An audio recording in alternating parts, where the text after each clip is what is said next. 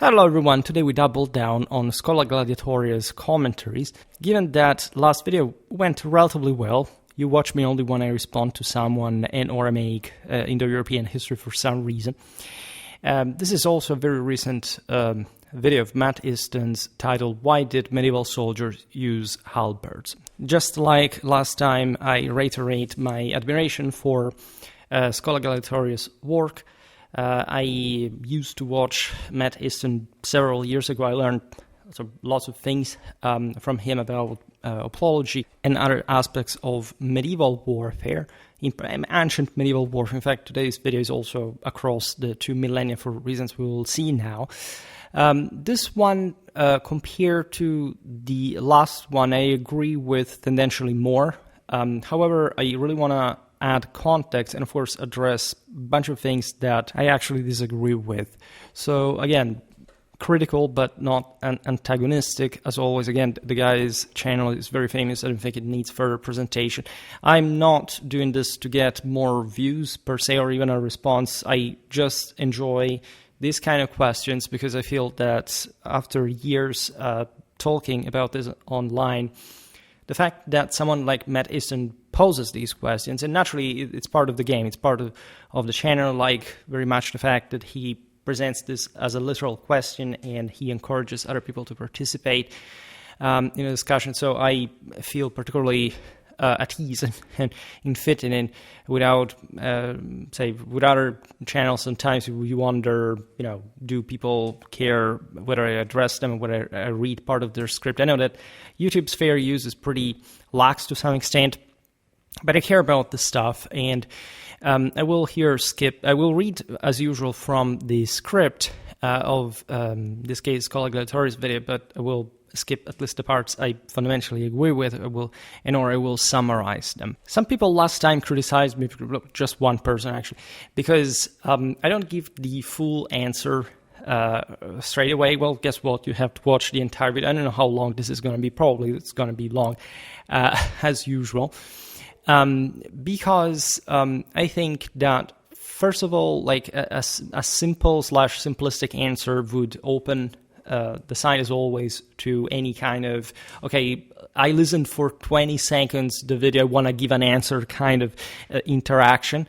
Secondly, exactly because I see as predictable that, given the sort of the general fallout that this kind of videos produce from my side, and of course intertwining also with scholagladiatoria's followers bases, it is important to talk a lot about the stuff to explain why things are the way they are and overcoming the almost stereotypically simplistic approach that unfortunately the crowds revolving around such kind of sort of topics, I would say, rather than content, tend to unavoidably fall in. Like the wide majority of people anywhere, this is not particularly about Easton's work, but with HEMA I've had a series of personal misfortunes, in the sense that I have a very negative experience. But at some point I really want to make a video about this, of all the kind of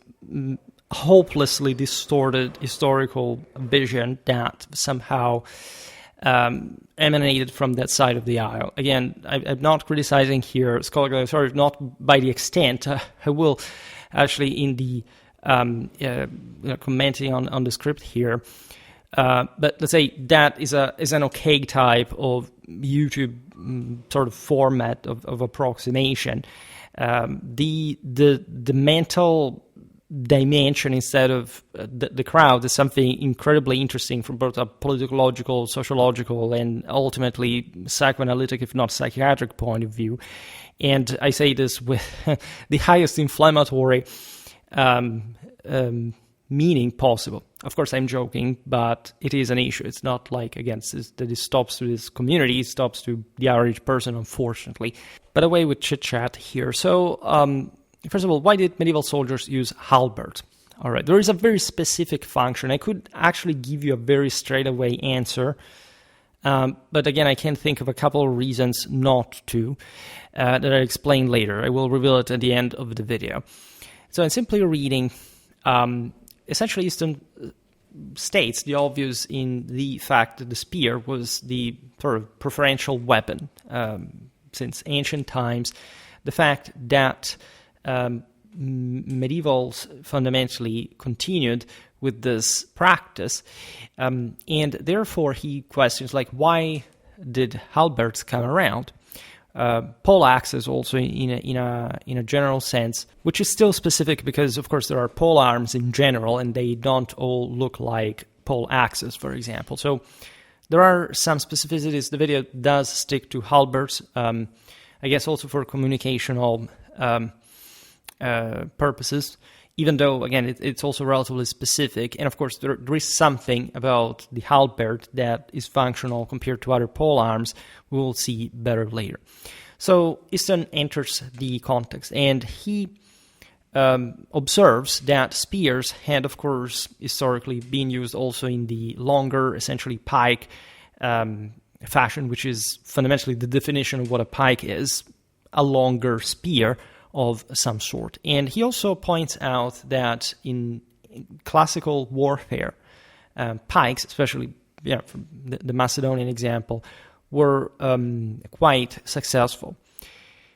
They would remain so, he observes, during the Middle Ages and the Renaissance. But this premise, Easton poses the first sort of more concrete question, is to say, why were poleaxes so popular in high and late medieval warfare? The first thing I thought when I listened to that, because I'm reading the script now, but I listened to it's better actually to do so by listening to the video, but of course, you know that I'm lazy in editing, and I don't also want to use bits of other people's videos for also inadvertently hostile reactions from the YouTube algorithm because of copyright and so on. The first thing I thought, well, as far as we know, this kind of weapons may have been important as well before.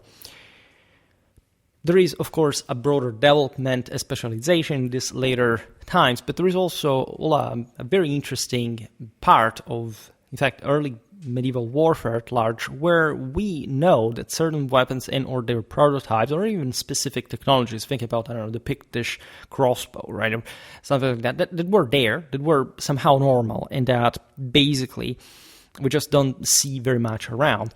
Also, if you look at the same high Middle Ages, it's not like sources are particularly rich in terms of this kind of weapons, because both iconographically and archaeologically, these belong to sort of lesser strata of society, were less preserved, less costly, more cheaply produced, and so we have kind of a worse idea of what was going on, right?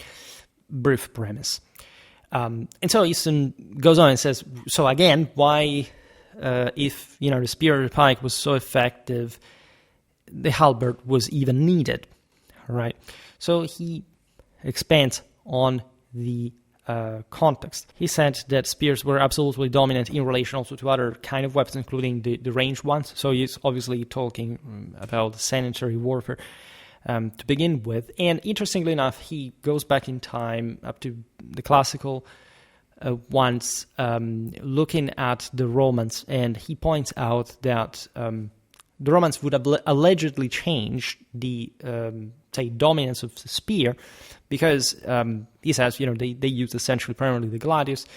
They had larger shields, and so he discusses this further. He also references to his own playlist about this, and then he will come back on this topic, and there would be something to say about this very thing, and in fact we will see it later accordingly. But spears, again, were the dominant weapon in the Middle Ages, once again. However, he says, by the 13th century, we start seeing much more evidence, in a way or another, of these cutting and thrusting, sometimes bashing weapons, in addition to the spear. He digresses and observes, and this will also come back later, essentially the Battle of Hastings, Viking era. Up to that point, there is more sort of double-handed weaponry, such as, for example, the so-called Danish axe, right?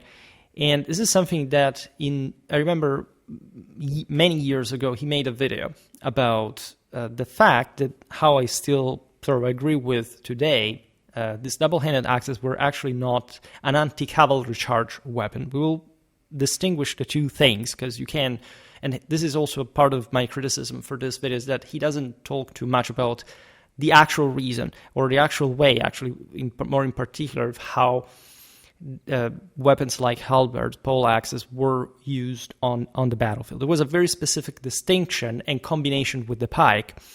And in another video, years later, more recently, I don't remember, he surely instead began to, I think I just watched the thumbnail that said something like, I had an afterthought about a double-handed axe. This can actually be useful to stop a cavalry charge. He actually says this in this very video, right? But still, this is the premise.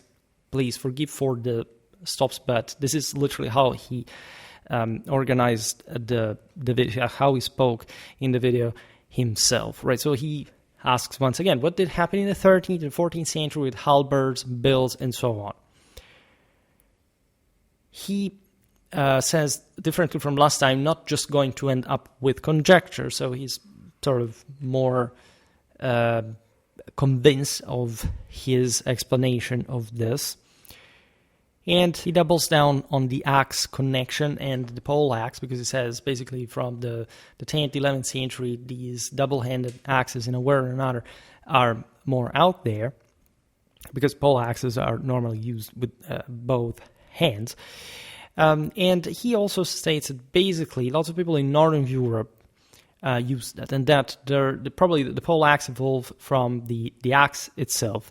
Now, aside from the genesis of these weapons in a strictly opological sense, this notion that they were used more in Northern Europe and that they evolved more from that context is slightly misleading. First of all, this particular double-handed axes of, say, the Viking, the Danish axe, just like, I don't know, the other effective anti-armor weapons like the Franziska back in the migration era, are not actually born in these specific Northern Germanic contexts. The Danish axe was actually, let's say, born in, or properly more developed opologically in the Carolingian era.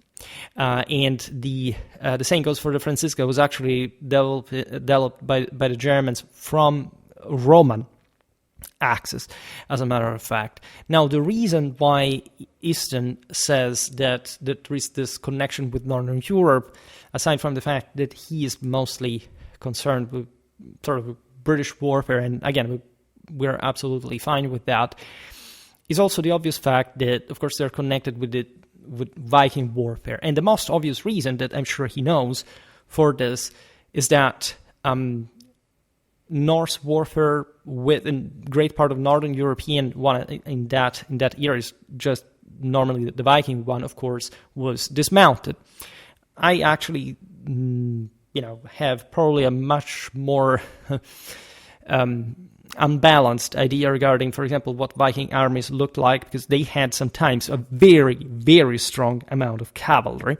But it is true that more conventionally, just like the Anglo-Saxons, the Anglo-Danes, this is notorious, of course, these weapons were used. And on foot, also because you can't really use them on horseback in any effective sort of systemic way. And the obvious reasons why they developed more there is that the purpose is not, say, piercing, thrusting an enemy with a spear during a cavalry charge, but you have to literally, rip his rib cage open, right, with a single blow, and or even breaking armor with the heaviest and sort of luckiest, also to an extent, blows, right? It's a bit like, why did, the Germans use what the French called the Grande Épée d'Allemagne? So the notion that Germans apparently had bigger swords than other peoples. 1.5 hand ones around this era. Think about the Swabian mercenaries at Civitate, etc. Well, like in that battle, because they also tended to, they were sort of an equestrian people, feudally speaking, but they were not quite fully feudalized like the Western French, and therefore they tended to dismount much more often. Also, the German terrain was much more accidented, so to say. And we know this thing, Germany being sort of half feudalized by this point, we don't see this 1.5 hand swords like in Scandinavia to say, the Germans were bigger, or this has nothing to do with that. It has to do eminently with the fact that you can so use a 1.5 hand sword on horseback, but also effectively on foot And so that's why you have this kind of leanings. The fact that poleaxes would have been more preferential in Northern Europe, I don't think is really correct, other than, again, the double-handed axe was the pinnacle used mostly by the elite to crush other elite, as we will see later, which partly also answers the question. But we think that, in fact, commoners, peasants, etc., would have made an important use of this. Just we are slightly worse documented about it. It may be true that Northern Europe, by being less feudalized, was also less disarmed to an extent, and we can see some interesting hybrids still often connected with some sort of elite warfare. I don't want to digress along that pattern.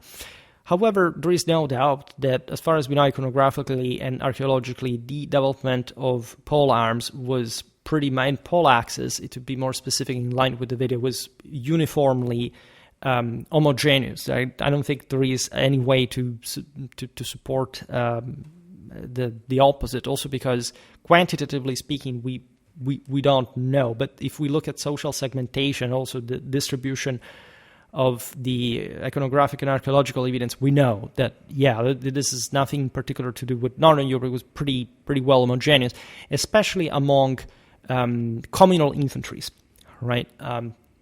We see similar weapons, of course, also in the European East, for example, where there wasn't a great deal of commoners' liberty or whatever.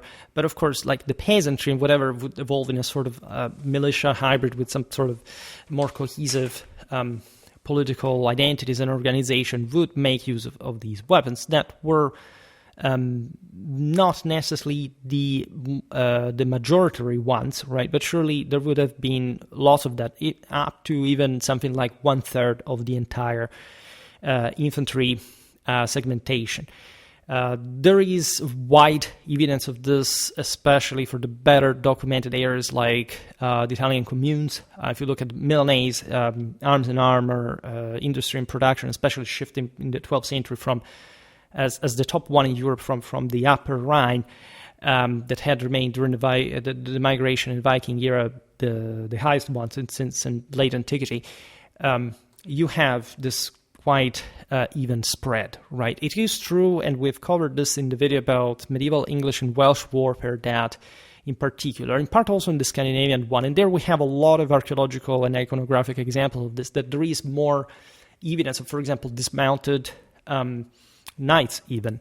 Think about how even in the Celtic French they fought up to the almost the 18th century with double-ended axes, the Gallo-like style sort of guy, right? These are somehow exceptions. Again, double-handed axes are not necessarily pole axes, etc. Matt Easton is perfectly correct in stressing that from the high to the later Middle Ages, we start seeing more pole axes around. Right, the fact that Northern Europe was the place of genesis, no, right? Also because most of these weapons evolved from probably agricultural tools, and so there is no reason whatsoever why this would have not happened all over Europe. Also because we literally have evidence for every single country in the same way of that. So he shows also a 15th century poleaxe that he uses also as, when you watch the video, you have that in mind, because it's a beautiful weapon to look at. And he kind of focuses on that because that's sort of a 15th century poleaxe, and he tends to, across the video, to focus on, in fact, the 15th, the 16th century. And that's where he fundamentally stays more than in this higher medieval period, right? He explains the function of these weapons that, as you know, is multiple, because you can, depending on how this is actually shaped here, I don't have the video in front of me, but you know that there are these functions. You can cut, you can properly give a blunt trauma, even if, for example, you don't cut through armor. There is the pretty nasty spike also on top. So you have even three functions. The most advanced weapon in this multifunctional way is the Italian bill, the roncone with a raffio that is basically properly a ripping element.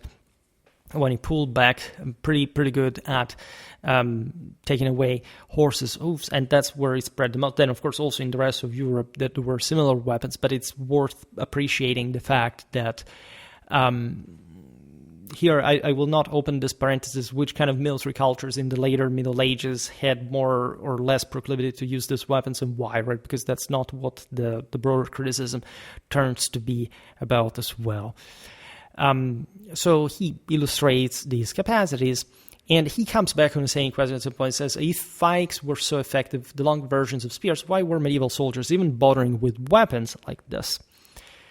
And he says, so I guess most of you who know a bit of history are probably at this point immediately thinking of the answer being knights or cavalry, horses, the heavy horse, right? And he says, I'm straight reading here from the script. So there is a change in warfare which happens really after the Norman period. Again, very interestingly Anglo-centric, but again, Eastern is perfectly allowed to be so. We know, in any case, what we're talking about. So he says, so we were talking about into the 1100s, the 1200s, the 12th, the 13th century. The absolute dominant, or certainly most noticeable aspect of high medieval warfare is the heavy cavalry horse, the mounted knight. I'm straight reading from the script. So the first question has to be, of course, are these things for taking down horses? Now, I myself have argued that, in fact, these axes have a lot of advantages taking down horses. So here is saying what I was recalling before. Over and above what the simple one-hand spear can handle. Because if you are using a one-handed spear, you can only have a certain amount of reach. It is not particularly long amount of reach because you're also holding a shield at the same time. So you have only got the spear in one hand and it's relatively weak. Well, of course, I would add as Schwerpunkt that there were ways, of course, in particular also to handle pikes and these also other kind of weapons to, of course, have just your shield slung on your shoulder, right? And that was also, in fact, probably the most functional thing. Here, I don't really get the point that he's making. Like, so, I don't know, a spear, first of all, does it have to be shorter than a poleaxe, just because there is a pole there? That's not necessarily how it is, nor also, if that's actually the difference, what's the meaning that you're, pointing the entire pole in front of you, and you're not sort of handling it, you're protruding it as much as possible ahead, and with the spear you're not doing so. Here again, it may be just a colloquial misunderstanding, but at least I don't get that. And then he says, so it's not going to stop a horse, which I agree with myself. He says, if a horse comes charging at you and the rider, the knight, has a lance, then you can't necessarily outreach the lance with your one-handed spear unless you throw it, right? Which still is not the way to go most of the times. And indeed, you can't stop the horse with the spear thrust. You might stab the horse, but the horse would plow over you because it's a big, old, strong, robust animal. Absolutely so. Whereas the two-handed axe is probably going to have more immediately fatal or incapacitating effect on the horse. This I disagree with, honestly. What's the point of that? Like, the spear actually does seem more functional to, let's say, have even a capacity to make you stay aside from the horse charge. Like, if you want to be very equilibristic about this is not really how a formation, especially in the first rank, should hold their ground. But what's the point? That if you hold a halberd, a poleaxe, which here is not presented, by the way, nor in the video with the poleaxe is showing a particularly long weapon at all. The thing is more like a halberd later on. It's not a particularly long weapon normally. It can be long, but again, the spear is also long, right? It's not like spears are normally particularly short, right? And the pikes, what do you want to think them to be, as long, 4 or 5 meters, something like that. They're already particularly long at that point. The spear can be 2 meters, 3 meters. Here, there are no specifics, and again, I don't necessarily think at all that a formation of halberdiers is more effective at stopping cavalry than a formation of spears. And actually, I already know the answer. Halberdiers did not face cavalry charges, because in all armies that we know of, during the Middle Ages, pikemen were always in the front. Right, you can make some argument here because, for example, the English armies of the 100 Years' War, you don't see much pikes in the front, but you know that together with the men-at-arms, there was also some heavier infantry. And that you could have, I don't know, maybe obstacles in the front, stakes, ditches. You could try again with the same missiles to, as we've seen, bog down cavalry charges some distance. That's how it would partially happen, there is no doubt. But in general, like when you look at the most typical 13th, 14th century, before properly the Swiss era, and so eventually the pike squares of the de facto Renaissance at that point, you realize that all armies, if you look at the Scots, the Flemish, even the Swiss, even though we will talk about those a bit better later, because they rarely faced like a major engagement, like, I don't know, especially the Flemish and the Scots did with open cavalry charges against them. But also in that case, the Swiss, in fact, had pikes in the first ranks. So the big spoiler of the video is also in the explanation is that notoriously in medieval armies, the most conventional way to use polearms was to deploy the men equipped with them in the posterior ranks of the pikemen. This is notorious. I mean, I can cite to you lots of scholarship about this as well. It's not a guess. It's literally how it worked. With the pikes, you have to stay fixed, the thick formation. You don't have to move. You don't have to do anything. And if the cavalry manages to break through, because cavalrymen were absolutely trained, I mean knights in particular were absolutely trained to charge into the pikes and breaking these formations, because pikes were used in the same way in all these centuries before. They didn't simply spawn. And this is not what, of course, scholagladiatoria says in this video, but it's important to stress that, because most people think this technologistic idiocy that, I don't know, at some point a weapon came up and how they started defeating cavalry. No, the weapons were always the same. Pikes were always used by infantry to stop cavalry, so much so that during the 13th century was a veritable competition, by the way, between the cavalry and the infantry spear length, literally, and I also studied this stuff in some pretty thorough fashion. So there is, again, no doubt whatsoever that pikes in the front, and what was the point of the, say, halberd, let's say the pole-armed guys in the posterior ranks? Well, the fact that if cavalry managed to break through the first ranks of pikemen, there would be ready these men that once cavalry was forced to stop, hopefully, because it was not to be given for granted, into the first ranks, hopefully having taken a lot of sort of injuries from the breakthrough of the pikemen ranks, it would have to stop, which is the moment at which cavalry is the most vulnerable. And with these weapons, you could really play the can opener. You could really, at that point, kill horses. You have, in the Bayeux Tapestry, there is the famous, Anglo-Danish guy that with a double-handed axe that kills a Norman horseman, which, if I'm not wrong, is using an overarm grip for his spear. So that iconography debatable. I'm sure that there is someone coming up with that, saying, "No, that's how they actually stop the charge." If you presume to stop the charge by sort of wielding your double-handed axe at a horse at speed arriving, you could even incapacitate the horse, damaging him in the moment, like you're losing nerves. It's something terrifying, to be precise. It's a spear wound mostly that makes the thing. But in any case, you're going to be completely demolished by the charge. And because the horse is just, even if you kill him, it's literally going to make you stop existing as a physically functional being. Otherwise, also on horseback, that would be some sort of similarly functional weapon. Instead, we know that mostly there were axes as side weapons on horseback, but they started using them when the cavalry charge had stopped and they had to go at one another in melee, right? So the biggest elephant in the room in this conversation, in this video, is that the most straightforwardly, historiographically known and conventional way guys would use weapons like halberds was behind the pikemen. Now, some of you would ask, but then why not increasing the ranks of pikes? Because this is essentially what also Easton is saying. Well, this is simply a political and social problem. In order to have effective pike formations that, in fact, do not depend on the weapon, depend on the collective training, the discipline, the cold blood of the unit, its experience, and so on, you must spend a lot of money, right? These weapons, such as polearms, require a certain level of training in sort of individual combat, but they do not require this great deal of collective effectiveness, because you're literally wielding this, slashing it, smashing it against your opponent. With a pike, you have to really prevent oscillations. You have to stay close in formation. It's a matter of nerves. It's a matter of habit, also being able to deploy correctly, because on the cohesion of the pike front depends the entire solidity of the formation. In fact, normally, again, it's not like pikes spawned and cavalry charges were defeated. Normally, cavalry broke through the enemy ranks.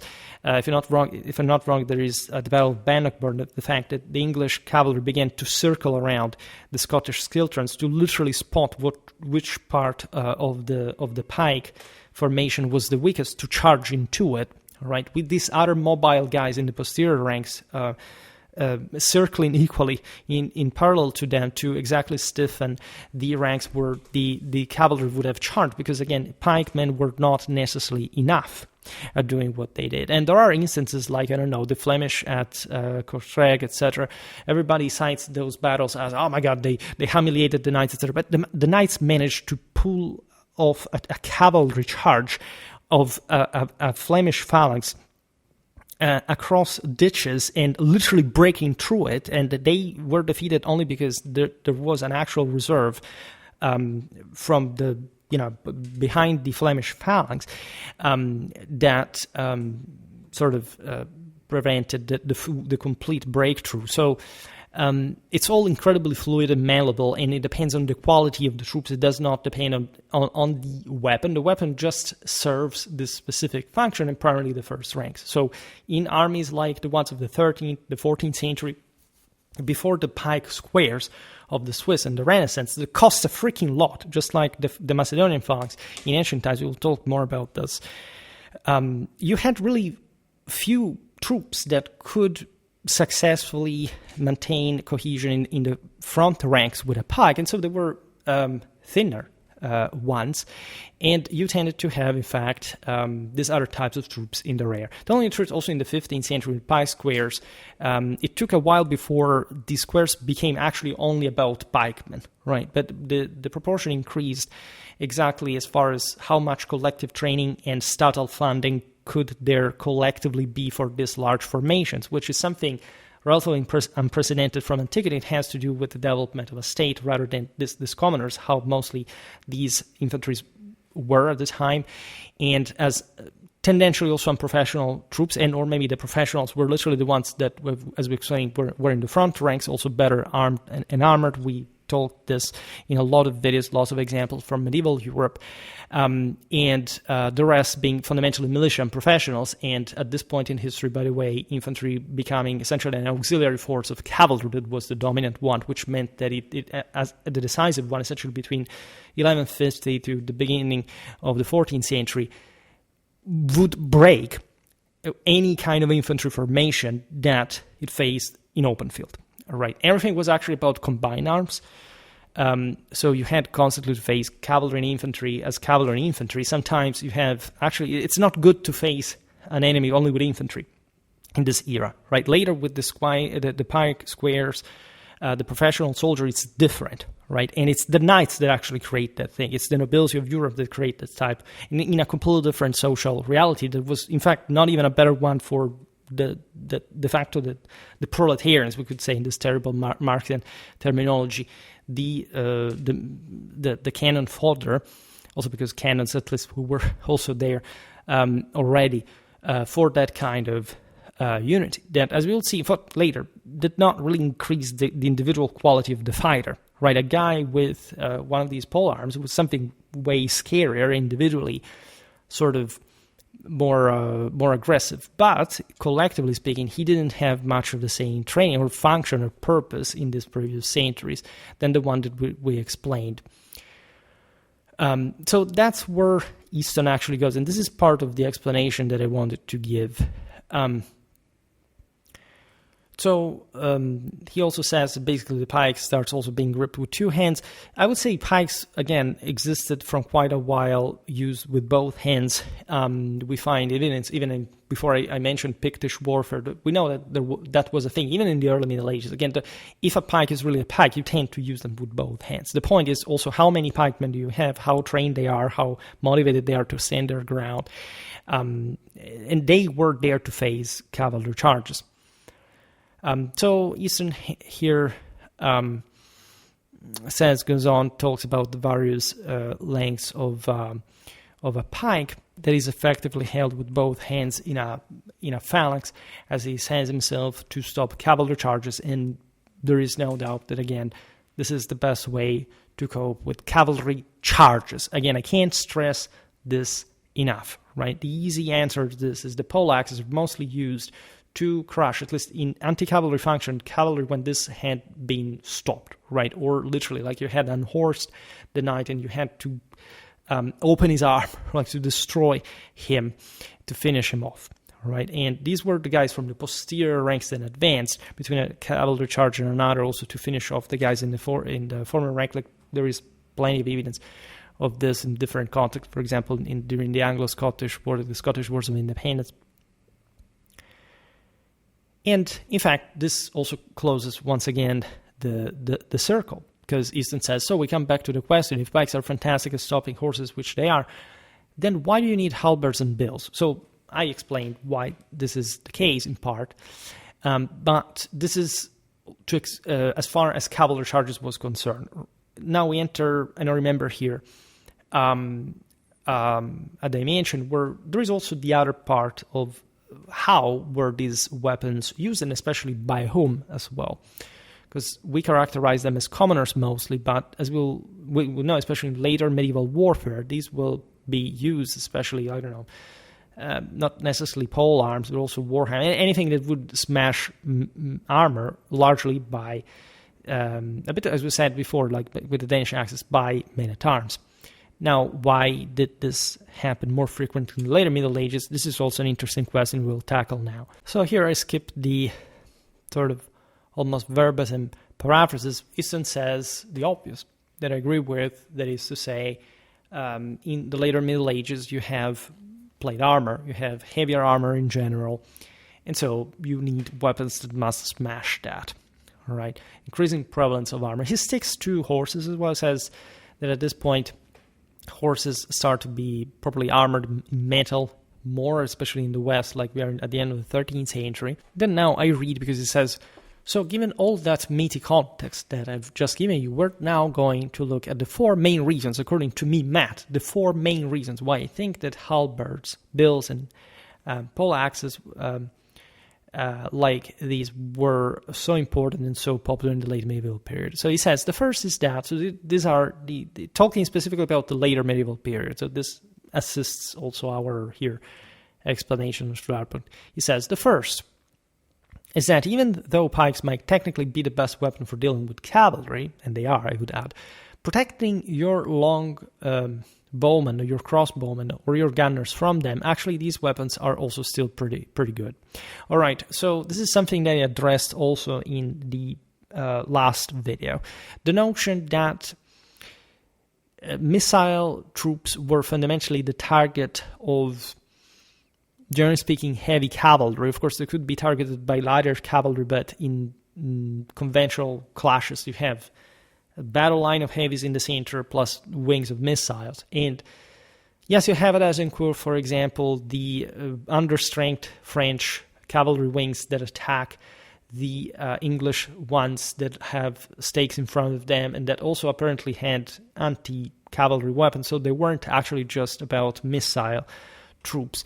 And in any case, that's not a good example, because it seems that the French wings were really abnormally organized for that battle, and that they were also like, you don't find this, right? Normally, again, we explained also the reasons. The French had been aware, of course, of the effectiveness of the English longbowmen, and surely at Agincourt tried to knock them out in that way.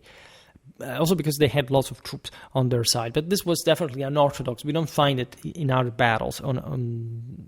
that there isn't in the West basically such an array on a regular basis, unless you have lighter cavalry, such as, I don't know, in Spain with the jinetes, but also mostly they're against Moors that fought in the same way. So really in the West, narrowly meant the single sort of, France, England, the sort of Western, Southern Germany, Italy, but other areas that are fundamentally heavily sort of westernized, Frankish influenced in the history of the art of war.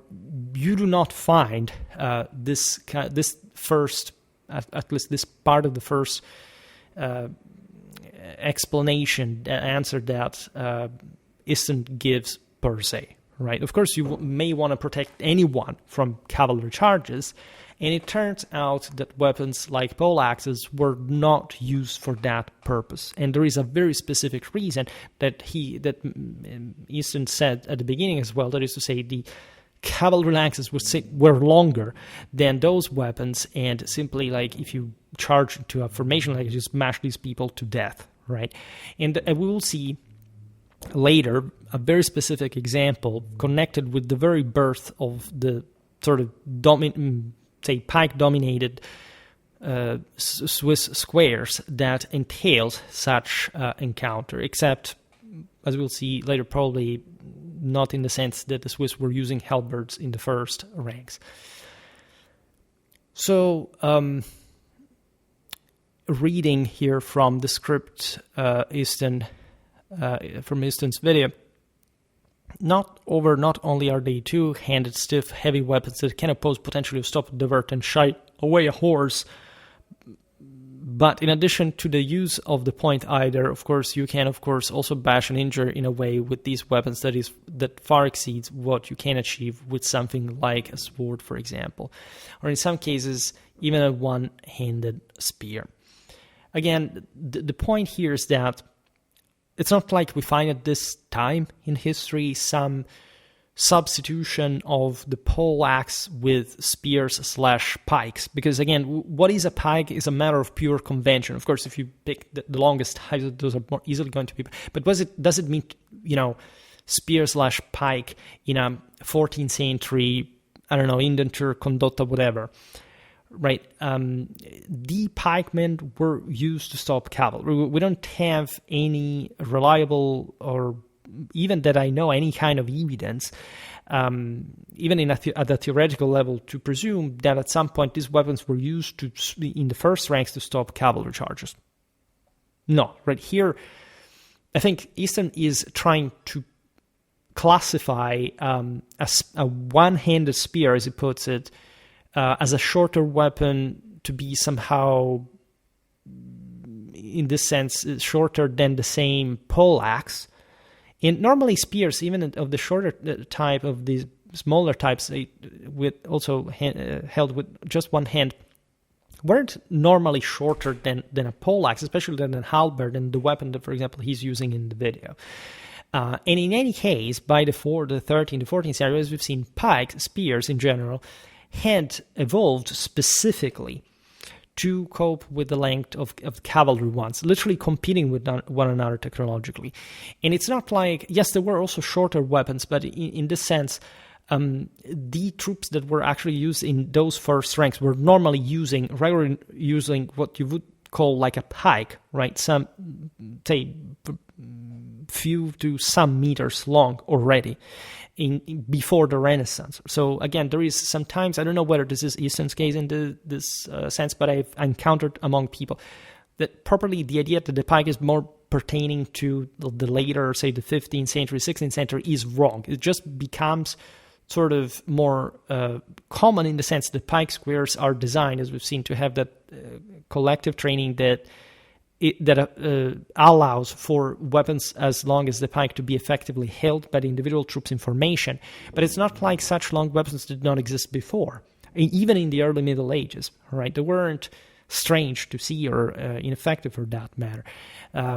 So while you can characterize a high medieval peasant as a guy with a shorter spear, in that age you don't even find much poleaxes per se, even though something similar existed. And the more you go into the 13th to 14th century, you also see basically things evolving in parallel, right? We made in the last video exactly the same point as far as the bow is concerned. Why does the longbow start appearing, surprise, surprise, in larger quantities and more uniform ones, especially in English armies, together with development of crossbows and, plate armor and 1.5 to 2-handed swords happening in the same period, right? It all goes in parallel. There isn't this sort of paper scissor, whatever that thing is, rock, whatever option in an abstract battlefield. Like the way you see the Westerners fighting is pretty much the same, right? And really in a very uniform way. Even in armor, especially during the 30s, especially the 14th century is really the moment you can't find even too much of any slight ethnic bias that find in another way. So Easton says, in a nutshell, these are still effective against cavalry. And again, I disagree with that. I don't have actual evidence for this. I think it's a contentious statement. It's not like in absolute terms this may have never happened, but functionally speaking, systemically speaking, tactically speaking, you could say anachronistically, doctrinally speaking, this wasn't the case. That's not normal. That's not something that you document and these weapons were created for. On the contrary, we have plenty of evidence that these weapons in this era were specifically used to cut down, to finish off dismounted knights, unhorsed knights, or properly cutting them as they had literally stopped with their charge in the midst of the enemy formation, having broken through the first ranks of pikemen and having to cope with these guys and being exposed, also with the horses largely unarmored, etc., like being cut down, as it happened many times. So Easton says, even if two-handed spears and pikes are technically better and technically longer, so again, I understand this thing of the single-handed spear being less effective, of course, than the two-handed one, but again, pikes existed already in that function since ever, right? And on a regular basis, there isn't much of an evolutionary era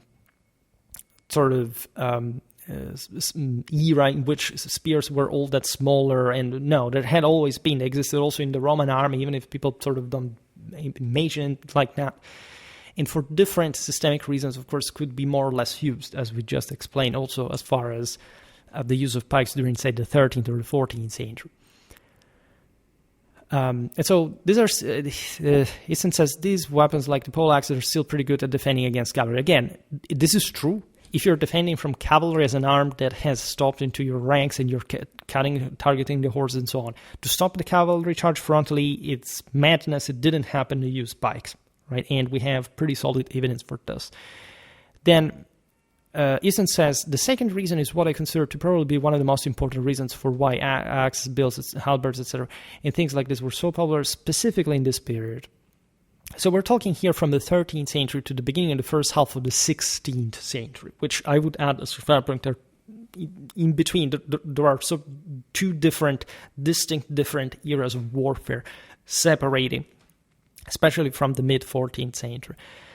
And Easton says, and this is because they're really good against armor. And I wholly agree with this. And we will see now in which context, though. We have already explained it. Frankly, this would have been true also in the earlier eras, just we do not happen to have a particularly substantial amount of evidence for example, the commoners' doings during that era, literally from sources and also archaeologically speaking. So did commoners use those weapons in the past more or less in the same way? Yeah. I mean, if by the degree of armoredness that existed, yeah, that was basically in relative terms the same thing. Easton says, now, if you don't know about late medieval and early Renaissance plate armor, the thing that you really need to take away from this video is incredibly protective. I wholly agree with Easton. Some breastplates and helmets can even stop pistol bullets, yeah. Whether modern or historically, it is incredibly protective, absolutely. Most arrows, most crossbow bolts will glance off of it, not get through. Swords, blows, generally speaking, don't do anything. It's all about finding the gaps. However, certain weapons, I don't agree 300%, but I agree, let's say a substantial amount. However, certain weapons, for example, like the big old two-handed poleaxe, have enough percussive force that they can fell someone in armor. They might not necessarily kill that person, but they will knock them over, put them out of combat, knock them out. That's them enable other people to take advantage. I absolutely agree with Schola Gladiatoria. So these types of very powerful two-handed swinging weapons, as well as being able to thrust into gaps, can also hit with so much force that they are one of the most effective weapons, apart from cannons, one of the most effective weapons that you can use against late medieval armor. Yes, I agree with this too. And it's no coincidence that this period from the 13th century to the 16th century is one of the period in all of history, in all of human history, when we see the absolute most protective, heaviest armor really ever worn by humans. This is absolutely true, and I would add especially from not in terms of the armor per se, but also probably in the spread of armor, definitely from the mid-14th into the mid-15th century. This is absolutely the case. It's the heaviest, in particular the 15th century between the two, the heaviest, the most armored time in history, and I would say also in place, because in Europe we had by far the highest level of armor. In interest of proper number of troops, we had the highest per capita wealth. We had the sort of the freer and richer system compared to others. Say the Chinese didn't quite have the level of armoredness that we had on the battlefields. That's something I was talking about before at our time. Then Easton says, so what other period would we expect to find these weapons like this? So the next and final 2 points, why these hordes of weapons were so popular at this time. You have to think a little bit more tactically now on the battlefield. So when I watched this, I said, wow. But then there was something here that, if I'm not wrong, did not convince me excessively. Because he says, so if you put the axe down, for example, if you imagine you have a big block of men with pikes. So they have long spears, and they're forming a hedgehog, much like the Greeks, Macedonians, and the early Romans. Here I would just like to add, basically any heavy infantry formation in Europe was like that. Right here, pairing the Greeks, the Macedonians, and the early Romans, I don't know why. It's just for the sake of example, of course, but the best example is the Macedonians, not much the Greeks in their classical era. And the Romans, too, we explained many times how they never really even had any hoplitic phase in their warfare. It's a myth. It's been heavily debunked. The point I'm making here is that if you looked at a Carthaginian heavy infantry or Celtic heavy infantry, they would have been, in that sense, the same.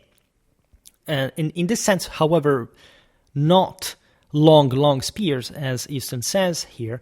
And I understand that this can be just a slip. He didn't mean it, because in the consultation, and because this is all very compressed, and it's like a fairly short video, like 8 minutes or something. So if he's speaking really fast, it can happen to give a sense of a shade or another thing. The only ones here that have a long spears are the Macedonians, not the Greeks, not the Romans, not everybody else. Basically, the Macedonians were the only army at the time that worked like that. So he continues anyways and says, and you think, well, isn't that a perfect defense? Because you've got lots of hedge of points and spikes going outwards, upwards, even to the sides in some cases as well. You teach these men to be able to reverse, to defend themselves to the rear.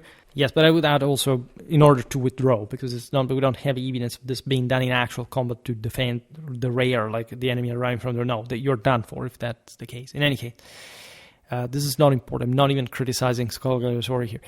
And then he says, so you bring it a pike, I can't do it in here. There is enough space upwards, and then you come down to the other side. So even if they get attacked in the rear, they can't quickly deal with that. No. Oh, okay, I thought this was actually the case. No, I'm going to heavily criticize this. That's absolutely not true. There is no instance whatsoever in which this was the case. All right? If you're attacked in the rear, everything is done. In general, in absolute terms, not even just in tactical terms, properly, having an enemy that attacks you from the rear, even a small unit, that's how you crush entire armies. You can't quickly deal with that at all, right? There's very specific training to invert the front, but it's a complex operation that does not happen under combat circumstances. It's just a way mostly to withdraw. We have, the Battle of the Orchomenus, Philip II doing so, withdrawing, having advanced uphill, then coming back downhill, but we do not have absolutely.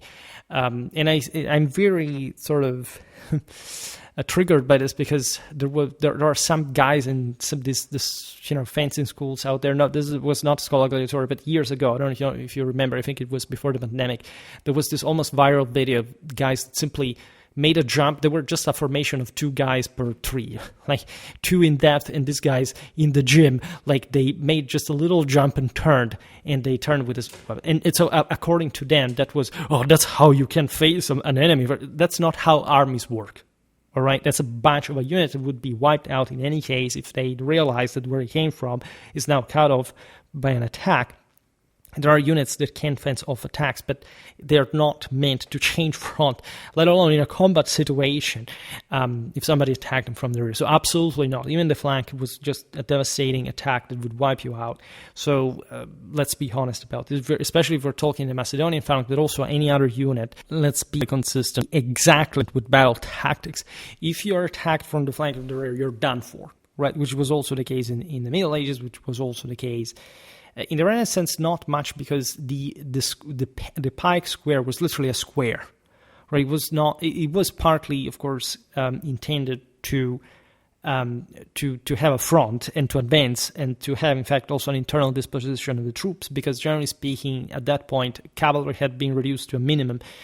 Also, the shot was not enough to break that, and so it was mostly about almost these stationary fortresses, and they were so big in the thousands that they could be deployed before the battle as a sort of square, especially when facing an attack and remaining like that. So with literally guys in the front on all the various sides, properly forming square, literally. That's a thing. It's used defensively. Also, the Seleucids with their phalanx use that, but that has nothing to do with attack formations, linear formations, right? That's an emergential situation. In the Renaissance, in particular, this is used just to fence off the attacks and reinforcing the corners of the square with sleeves of gunners, in particular, especially in the early 16th, the mid 16th century, all right?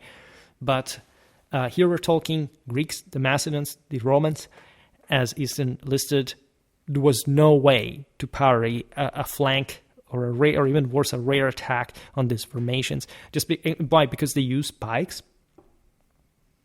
or long spears. This is, again, not what happened. If you can desperately form square like the Seleucids did at Magnesia, having lost literally both wings, that's something, but also it didn't end well for them. If you know the story of the battle, in any case, that's so. The entire battle tactics of the era revolved around outflanking, losing flanks, and having the enemy making you collapse from the side. So no. And Easton, in any case, says that with each rank of men behind the points come a little further back. This is true frontally, yes, with just like you see with the Macedonian phalanx, you have this first ranks having essentially long enough pikes to have the points basically protruding ahead of the first rank. And so managing also to engage the enemy first ranks in combat. So that's what Easton has in mind here, mostly. And he says, so you've even got a depth of defense as well, which is actually the biggest point of it all. That's how and why you have pikemen to begin with. Easton says it's not that all the points are at the same level. You have layers. Okay, this is not so important. However, various people throughout history came up with ways of opposing pike blocks. And here, I'm also critical of what scholagladiatoria says, because he says 2 examples I'll give you. One is the Romans. He says, so the Romans use a very large shield. I've got one just here.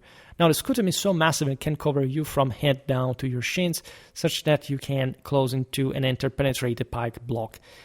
And that's why the short gladius, the short stabbing sword, is so important for the Romans in the first stages, because they are able to close in on the enemy phalanxes. So the first criticism in absolute terms, I made, first of all, a video about the vexata quaestio of the legions versus phalanxes, whatever.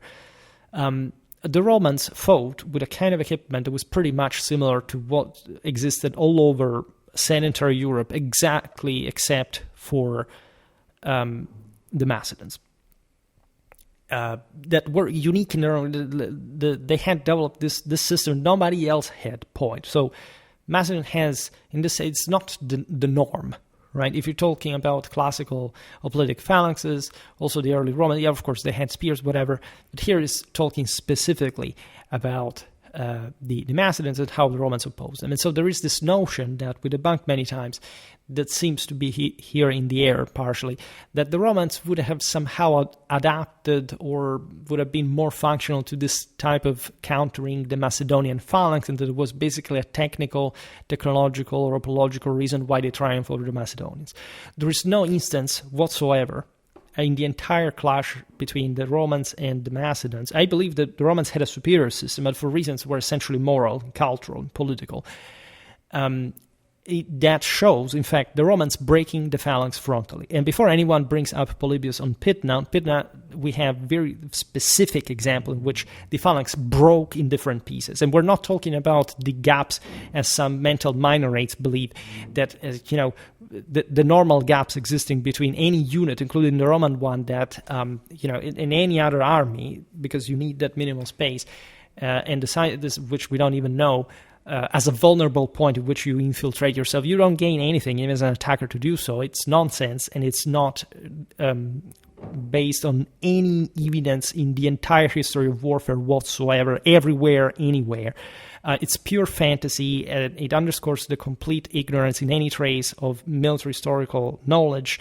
And it's something you shouldn't even be, but everybody knows how the Romans defeated the Macedons, right? They entered the gaps, and they're actually just parroting what they heard from their cousin about the reference is Polybius, that literally tells us, like also in other instances, that of course if your entire battle line is halved in two, and there is enough room for an entire unit to enter that's something you can, as we said before, exploit to outflank. You will be outflanked by if. Like at Pydna, the Romans had enough, for example, autonomy for command, which is exactly what was the case for the maniple commanders, as Polybius says.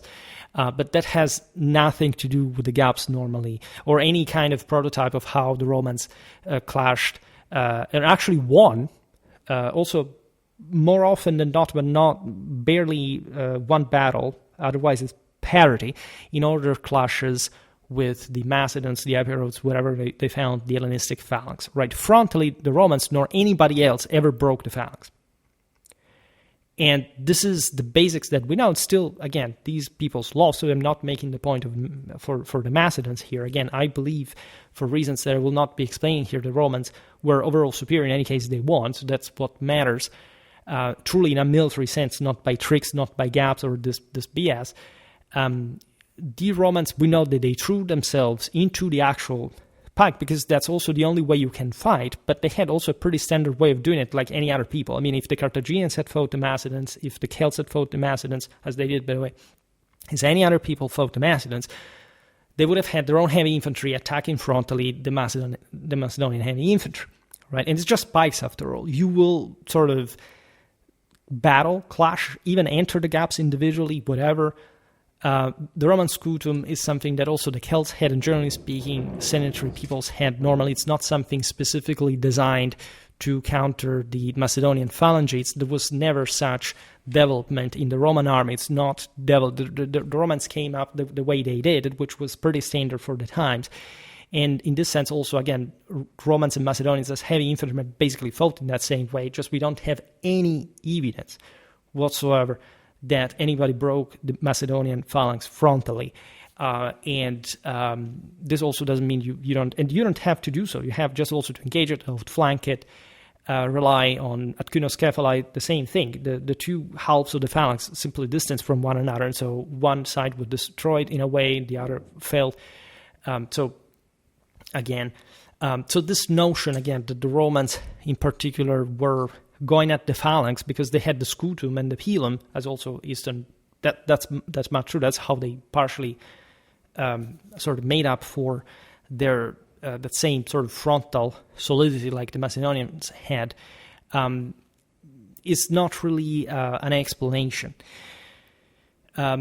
Then he says the Greeks, for example, moving to them and they get into stab distance. Now we can learn a lesson. Also, the Greeks, by the way, got into through themselves. If you look at the politic warfare in particular, and there would have been hoplites facing Macedonian phalanges, they threw themselves just like the Romans in the same way against it. How do you think you can fight against an opponent? It's all a dramatic hand-to-hand combat. There's not such thing like distancing yourself. To an extent it will happen, but then you will have to go kill. Like, this is not an option, especially in ancient combat in between heavy infantries. All right, everything was incredibly bloody, right? Also during the same combat. It is true that, of course, the majority of the dead happened during the rout, but if you look at losses as the Battle of Raphia, for example, some people said, oh, well, the phalanxes, I don't know, lost just 1/10 of their, the entire armies just lost 1/10 during the melee. And do you think that that's few? Do you realize what that means? For a unit losing 1/10 of its effect just in hand-to-hand combat. So there is an incredibly strange sometimes here. I'm not talking scholagladiatoria in particular, but you have no idea of how people can secularistically and modernistically overcomplicate anything without understanding absolutely nothing, nor about the sources, nor about the entire theory that we developed to understand how the ancients or the medievals fought. Easton says, now we can learn a lesson from that I haven't understood what this basically is, or at least now understand, because he's basically making the point that the Romans had a big scutum, so they had a greater protection, so they could engage the pikemen. And so he's making the parallelism now that in the Renaissance there were some heavily armored troops, knights, dismounted men-at-arms, that would literally fight against, say, the Swiss pike blocks frontally, because they were all armored, they could get into the fray better, right? What he was saying about the Greeks remaining at distance, I don't know, I don't want to know. But this is really a very different thing for two reasons, right? First of all, the Romans, as we explained, did not really have a shield because they simply had to parry themselves from the Macedonian pikes as opposed to, the Celtic spears, all right?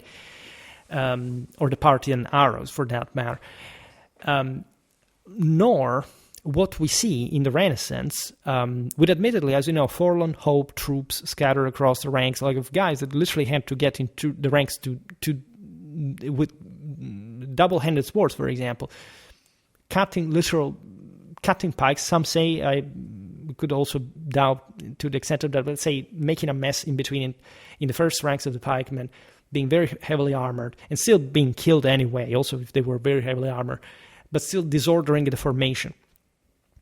And having, making the job for their own pikemen easier against a more disorderly front in the pikes clashes. That was the most conventional thing.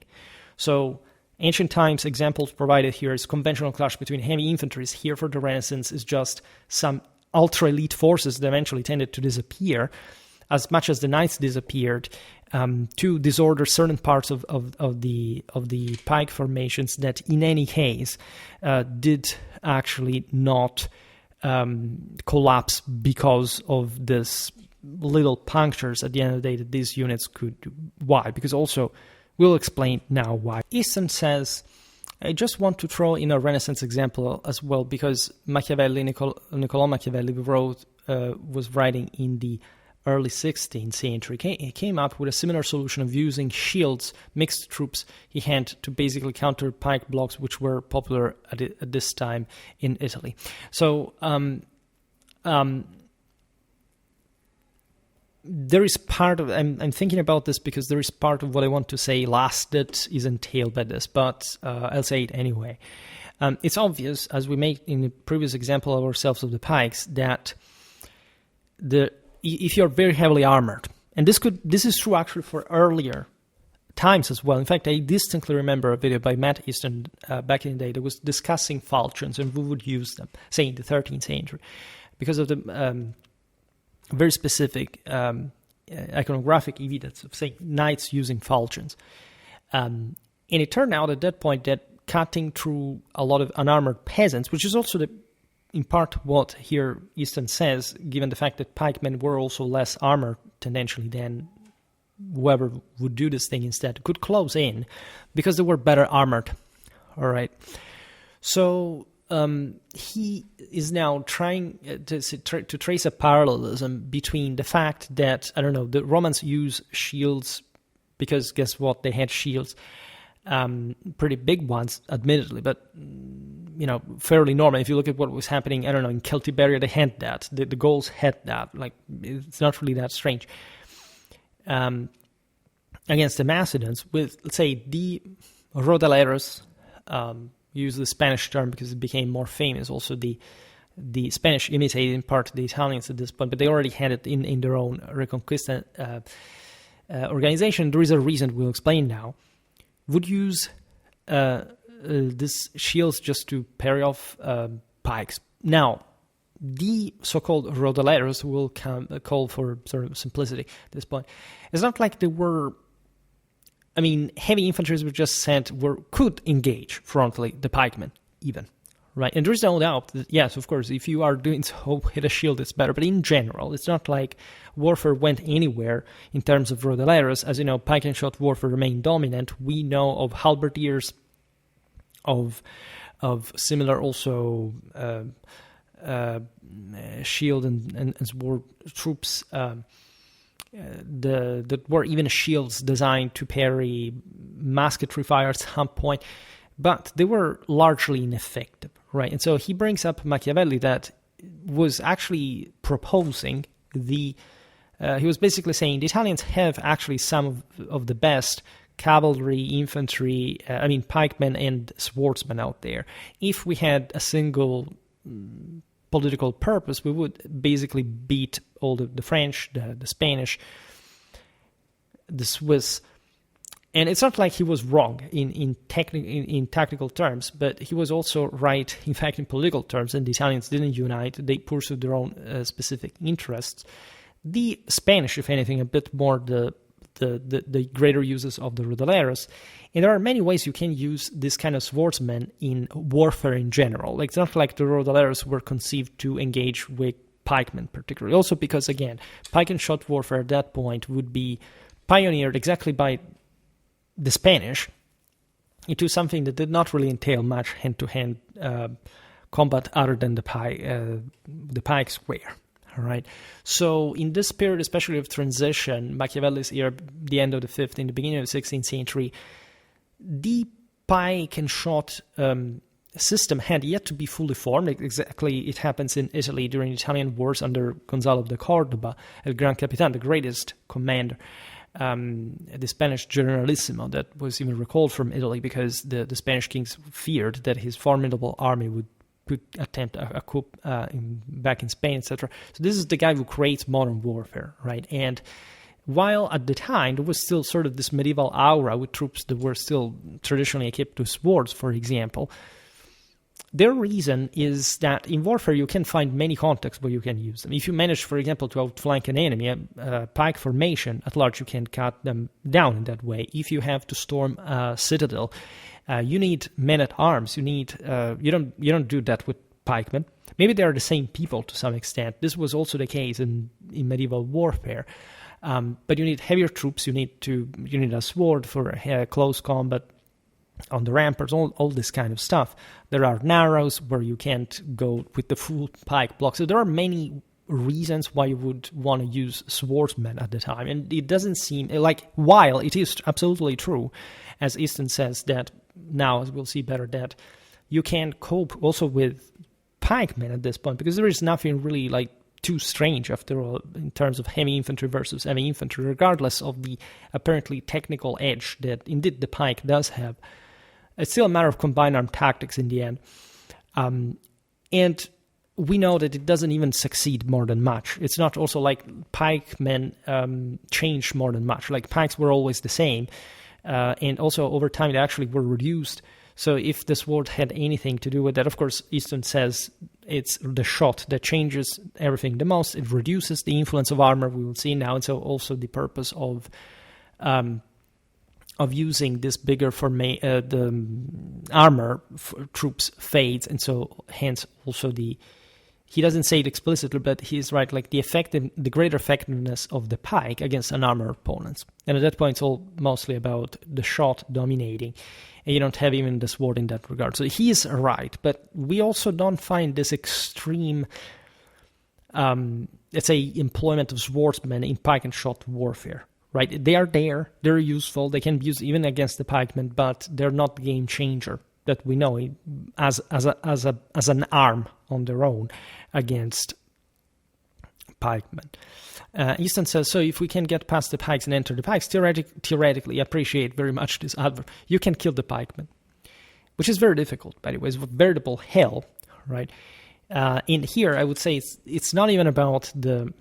that's why I also countered this thing, because how many armored troops do you need to, even if they are individually superior to the pikemen, which is absolutely true, do you need to take down or effectively disorder an entire pike square formation like that, right? The point of the pike is also it's a big mass of men that can and will actually crush you and will take you down. Doesn't matter how armored you are. You can also be grabbed, like in wrestling, and brought down, and especially if you're an individual against many, right? A bit different is if you are an entire formation. But as we've seen at that point, in order to have enough protection against pikemen, you would have to have enough, say, large enough, heavily armored, nicely style units that would have cost too much. It was much more convenient to train pikemen at that point and arquebusiers, right, to even make a combined arm tactic. So that's why, at the end of the day, the sword and the shield was not even this big deal. And Easton says more or less what we just prefigured, and pikemen tend to be more likely armored and more vulnerable. At this distance, a weapon like this would be really, really useful, wouldn't it? However you think. But they're not using this with big shields. They're not. But this is the age of armor. So even medium-level men-at-arms with a brigandine and a salatin, they'd have arm harness, arm armor. They have leg armor. They're really well protected against pikes. So one of the problems with pikes is they're pretty rubbish against armor. We'll come back to this point in a second. So because these are quite rubbish against armor, it means that if you are well armored and you have a weapon like this, you can basically walk into the pike block, come to a distance whereby you can start carving up men. And there is not an awful lot that they can do about it. Yes, but again, how much that would cost to eventually take down the entire pike? We don't have this really, all right? We have this in situations. You see, the reason why commoners would have polearms is, as you also explained in some other videos in scholagladiatoria, is that they have to maintain the distance with the enemy. And they maintain a distance because they are an armor. And so there is a reason if they choose a weapon that can keep you at a distance. So the fact that you can be very heavily armored, it is correct. It can push... let's say, can allow you to get into the pikes without too much injuries. But at the same time, it's not like you're completely safe, right? Also, pikemen can take you down. Also, pikemen have daggers. Also, pikemen can grab you, can sort of surround you into whatever. And if you're especially a solitary guy doing this against pike formation, and, this were so effective, and how many troops do you need to take down to be effective? That's not how the art of war developed on the longer run. But it is true. It is true because what we said before, that one thing is attacking a Swiss pike square of the mid-15th century. Another thing is attacking a pike, a thin pike line in earlier times when there wasn't this great deal of professionalism regarding big amounts of pike. That's also literally why cavalry charged into pikes, even if horses were largely unarmored. Right. So, as we said before, it's mostly about the cohesion of this formation and the fact that Renaissance pikemen are actual brutal professional soldiers. Makes it a bit difficult to simply think to get into the melee with them and cutting them down just because you have a lot of armor. Right? It starts becoming really impractical, costly, and even if at some point functional, to some degree still in a moment in which pike and shot warfare was dominant. Right? There is, here, let's see what Easton says, because I think he misses one aspect of medieval warfare, say, between the mid-14th and the mid-15th century, that is to say, before the rise of these professional pike squares, right? He says, however, so the third point is that these sorts of weapons, halberds, poleaxes, and bills, not only are they very effective against people in armor, but of course they are also effective against people in light armor, such as pikemen. This is true. And once you're inside, because also these pikemen in the first ranks would actually be partially armored. Let's understand that. And once you're inside the pike block, if you've got armor, then the pikemen are very vulnerable to you. Tendentially. Again, there was hardly in warfare ever a moment in which there was this dramatic, especially within a specific regional reality with such level of homogeneity and intertwinement like Western Europe and also Europe in general, where somebody all of a sudden comes up with a dramatically asymmetrical advantage that nobody had ever thought about. Like the entire warfare develops here along patterns that have been granularly geared in from centuries and centuries of warfare between states that were basically identical to one another at a material technical level, right? So Easton says, so this final point, you have to start thinking about, so this is the fourth one and last one, about this like a game of chess. Let's say you have a pike block and you know that your pike block is really vulnerable to enemy knights or people with shields or well-armored men-at-arms who have maybe halberds or bills, but they've got a decent amount of armor like the Landsknechts, and your fear... The Landsknechts, sorry, because this is a transcript. It was Landsknechts. This is Landsknechten. And your fear is your pike block, which is really useful on the battlefield, is really vulnerable to this type of enemy. It's not vulnerable to cavalry. It's really vulnerable to really well-armored people with weapons like this closing you down.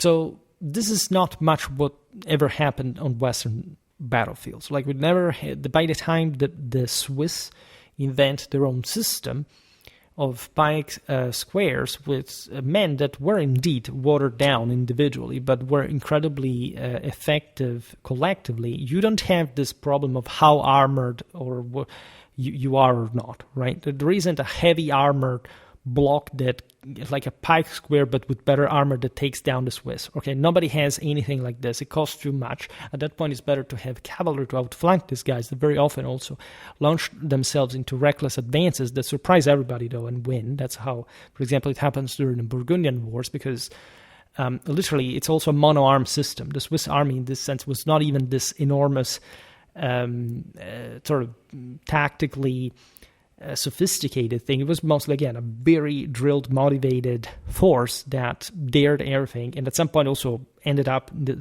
look at Marignano, other massive Swiss bloodbaths that, in fact, brought to the affirmation of pike and shot warfare combined armed tactics, with cavalry reduced to an important level at that point in mid-16th century, but still around. So I give this fourth point's premise some degree of irrealism, also because it would cost too much to have, again, the equivalent of pike squares, but more heavily armored to cope with pikemen. The force of this push, this collective push, was overwhelming, and guys equipped with polearms or bills were not enough to stop this. It was the mass, the effort, the push, right? And by professional soldiers and people who could also stab you anyway, even if you were armored, by the way, and because they were armored in their front ranks anyway. And as we said before, it's not like they didn't have men with pole arms, with pole axes, for example, in the posterior ranks, because they weren't 100% pikemen, by the way. The things were very progressive, right? But Easton says, let's assume that this was the case. It says, so what do you do as the pikeman? You get some of the people to protect your pike block. So these sort of soldiers using these sort of weapons, the halberds, the bills, the knights using poleaxes, they are really useful at strengthening your pike block. Except this system, again, does not quite evolve like that. Also, the Swiss segmentation does not quite have guys from one side with the halberd or not. It mostly has the guys in the interior part of the square with these weapons, when they were especially forming the square proper as a formation, as a defensive formation, and when they advanced, they had the pikes in the front. So this problem doesn't seem to have been there. On the contrary, the various echelons that the Swiss at some point used, which wasn't even the standard staggered formation that some people think the Swiss had, because they used it only in one battle, but became famous. I don't know why. Is still pikemen in the front. I mean, pikes, after all, are a good idea. I think that here armor is being a bit overrated, or it's being overrated the amount of people who could use such heavy armor to simply go at pikemen and thinking to take them down. Also because the front ranks of those pikemen were armored during this period as well. So again, we don't get it. The Swiss had a minimal, virtually irrelevant missile capacity. Again, they were a mono-arm system, and we don't see much greater complication. And again, if you could simply stiffen this pikemen with halberdiers next, you would have also to spend an extra amount of resources. So why, by the way, if these are inferior, if these ultra heavily armored guys are inferior to in warfare, why didn't they take over? We're not aware of pike squares even before the development of the shot in a decent fashion taken down by these guys, because we don't have that. This is the point that Easton is making. It seems to me it's speculative, it's abstract. We don't have something like that in these battles. There is not a point before that, because he says now gunpowder arrives and armor fades, and so that's the reason why sort of the pikemen got away from that. No, basically this is true for armor decline, also among the pikemen, by the way. But you don't have that moment in which basically 50 years in which the Swiss become so effective, heavily armored guys with bills, poleaxes, halberds that defeat them. On the contrary. And we will explain now also in part what had happened against dismounted knights. Actually, we'll say it now. 1422, Battle of Arbedo, the Swiss were defeated by the Milanese of the Count of Carmagnola, whose knights dismounted and with their lances on foot repelled the Swiss. We were using both pikes and halberds, but mostly halberds, and it's at that point that the Swiss decide, in their sort of away from indiscreet eyes in their cantons, amidst the Swiss, the beautiful Swiss valleys landscapes, that they decide collectively in their confederacy to increase, properly, systematically, structurally, doctrinally, the amount of pikes, and increasing trainings, increasing expenses. That's how the Swiss are born. Literally, right, to cope for the absence of pike over halberds and against literally dismounted knights with pikes. And so dismounted knights that weren't even using their heavy armor to gain an advantage in close combat with weapons that were shorter than a pike. I'm sure that at Arbedo everything will have happened, but systemically this is what we're told having happened. And so again, this notion that bills, halberds, poleaxes would have resolved everything, that pikemen were saved by either by other poleaxes armed men or the advent of gunpowder, doesn't seem to me very of guns, at least at a pretty important spread, doesn't seem very convincing as an explanation. And so Easton says you can have 500 men with pikes and then maybe 100 men with bills or halberds to protect the pikes against similarly armed billmen or halberds. Yeah, okay, but we just said that they are symmetric. It's not. We're not aware, even less, of smaller amount of heavily armored troops that threatened pikemen, for which you needed a smaller amount of troops of the same kind. The enemy armies normally had also dismounted men-at-arms if they had really been that afraid of the pikemen as cavalry. They had also guns, which the Swiss didn't have. They had the shot, also in form of arquebusiers, that the Swiss didn't have. The Swiss literally didn't have anything but footmen, right, and melee troops in that sense. And again, it doesn't seem to me that that served that much. So this seems like a very ideal scenario. And I understand why Easton is saying that, because he's probably thinking you see also at the beginning, he said between the 13th and the 16th century, it's as if he considered an entire era in theoretical terms. You have a lot of armor, premise, an armored man first better against the pikemen. In my opinion, here the collective dimension of the pikemen and their overall push is a bit underestimated, they would simply steamroll these knights. All right. Again, there would be heavily armored men-at-arms that would fight against the pikemen, exactly as Easton described it, when with pikemen from the other side.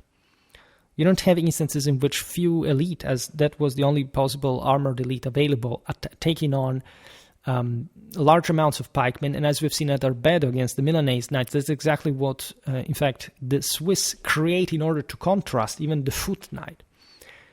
Other pikes, more pikes. So the premise, again, that armor is the game changer, and that basically here in the bottom line, poleaxes were invented mostly to cope with pikemen, or at least as an armored man to cope with pikemen is not the thing. Obviously, what Easton here is naturally not saying everything, so I don't want to blame him for not having said this or that, because it's absolutely fine to make these short videos and not putting everything to it. I take a lot of time criticizing, so it's easy for me to do so. But I would say this. The main reason why we find these poleaxes is towards the later medieval period is absolutely, as Easton says, the fact in general that there is more armor around, right? But one big deal of why these weapons existed was simply in a clash between men-at-arms. Men-at-arms beating the blip of other men-at-arms in close combat. And the reason why they appear also as double-handed weapons is that, as you know, in this period of warfare, men-at-arms tend to dismount more often. So as we've seen, for example, with the Danish axe during the Viking era, or the Anglo-Danish phalanx, being wieldable because you were on foot, equally, if you're dismounted, you're going to have these big weapons. As we said before, the Danish axe was also a Carolingian thing, but Carolingians were often mounted, more often than not, and so they had all kinds of weapons they could use in different circumstances. They would use them. But they weren't typically like the Danish axe equipped and or bitten Viking, because they mostly fought on horseback. And so during the 14th and 15th century, as you know, especially from the mid-14th century onwards and up to the Swiss pike square, that is the mid-15th century, roughly 1 century, cavalry is actually still dominant. There isn't like the victories of the commoners in the early 14th century cease with the Black Death. And cavalry affirmed itself brutally over infantry.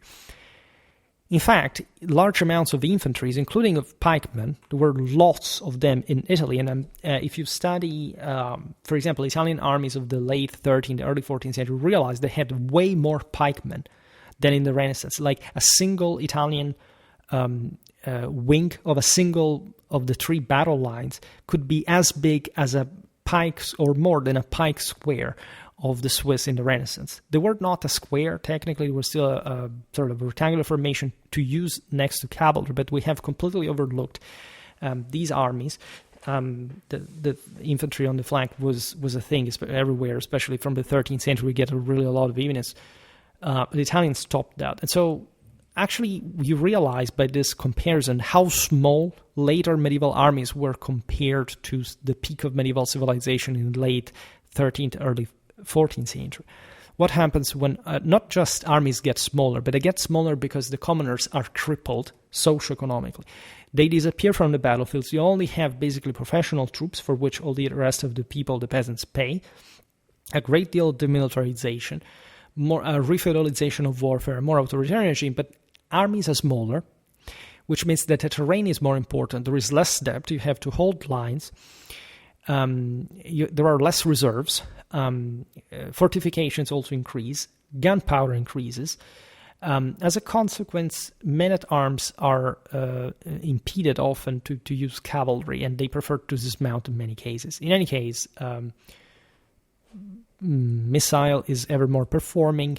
You need more protection. This elite is ever more elite. So there is actually a smaller number of ultra-heavily armored troops. So while what Easton says is correct as far as the fact that armor in general is ever more spread and ever better in quality, it's still not like the overall number of heavily armored men is so big in absolute terms. It is remarkable, it is impressive, there is no doubt, but the capacity to have this amount of men counter a pike square of thousands of pikemen, and partly of buildings, is practically impossible. And that's the reason why they created that to begin with, even as foot troops, right? And that's why the Renaissance happens, because otherwise why, right? Yes, there is, again, guns, but even before the spread of guns at a consistent level, before the shot, we don't really see an enormous deal. I agree that Machiavelli's era is exactly the time in which Easton was writing, citing the opportunity of the rural eras of the swordsman. And this kept existing even. But they don't significantly alter the overall, especially pitch battle dynamics of this late medieval, early Renaissance warfare era. Anyhow, this is the subtle criticism, or not so subtle criticism, to the thing here. And Easton goes on with the last topic, says indeed you can even mix them in, which is true at least as far as, again, the billmen, still, I mean, the halberdiers among the Swiss, because they had actually been the majority, at least a consistent amount before, and compared to the pikemen, as we explained from the previous centuries. But again, there is not this scenario where it's simply about, I don't know, the pikemen, the front, and therefore also the entire formation, because these were literal columns more than squares, projected for the advance. They could be blocked just by a bunch of heavily armored guys, massacring, everybody trying to advance. We don't have an actual scenario of this kind, not even in between 1450, 1550 or something like that. So Easton continues with this. So you can put some halberdiers mixed into the pike block to help protect against the enemy who might try to get in close with your pikemen. Again, this is also, how do you use that? It's not like the pikemen are, scattered across the ranks of pikes. The first ranks have to be very homogeneous. It's not like from the flanks they can parry the front of the pikemen. So I really don't understand this set of information. If anything, as we said, the pikes, having lots of collectively trained pikemen is enough as a mass to overwhelm practically any enemy. That's literally also the premise of Renaissance warfare, aside from the also more optimal combination with a shot. In fact, cavalry would never return as the first arm, in spite of sort of the backs and forths. But again, why this example? Just because of armor, wins pike, that's again not how we militarily know the thing worked. And the reason why they still had halberdiers and they actually began to take them away is that they optimally had ever bigger squares of pikemen that could move together and being ever more crushing. Right? Isn't much the fact of firepower, because the halberdiers would have been in the rear or in the center. And it's not that they were worse armored than the pikemen, actually. So the notion that this is due to the introduction of guns, to see better, of the shot during Renaissance war together with the pike, it's not the actual reason, right? Easton says, well, the introduction of guns decreased armor, and so the pikemen could have punctured them, which is fair, right? And that surely contributes to dilute further that kind of troops, right? But this surpassing of the pike in that way in a conventional battle is not present. Or it is present with people equipped with other weapons that defeat, in fact, people equipped with halberds, like a Darbedo, for example, right? So, again, the tendency is to increase the pike. There is no doubt, and let's not, misunderstand what I'm saying here. It's not like in the Middle Ages. I said it before as well. In the Middle Ages, let's say in the heart of the Middle Ages, indeed, knights would take on masses of peasants as well. But conventionally, in big battles, in fact, things were more collectively are always more collectively functional, right? There were less spikes before, there was less training. And so there are instances in which knights find themselves surrounded by peasants that are about to be cut down. So it's not even about armor just per se, that you should think in those terms. And knights didn't simply enjoy have solo dives into a bunch of angry mob for the sake of the fact that they were armored, right? It's not a infinite win, right? And peasants always had this kind, in fact, of other types of weapons next to the behind the pikemen that, however, had mostly an anti-cavalry function. And so knights preferably attacked with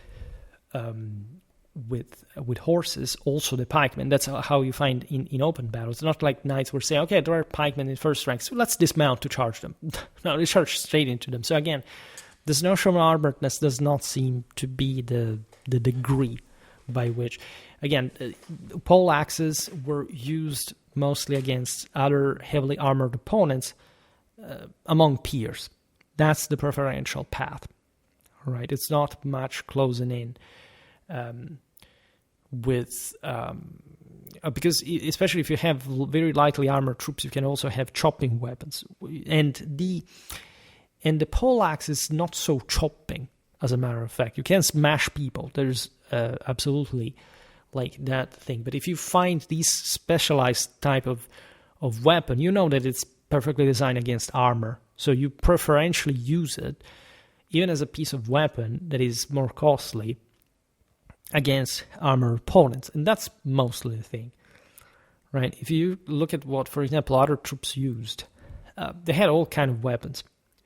Yes, you had, I don't know, the English archers of the 100 Years' War with little martelets, like little hammers, things like that. But in general, like this, there is all a variety of weapons to cope with a generic enemy. And it's not even the degree of heavy armoredness that simply excludes any other mean to take them down, but the poleaxe. This is the most functionalized, the most effective, and there is no doubt, as Easton says, that in later medieval times this increases because there's more armor around. But the entire story of the pike, I don't really buy it in a general sense.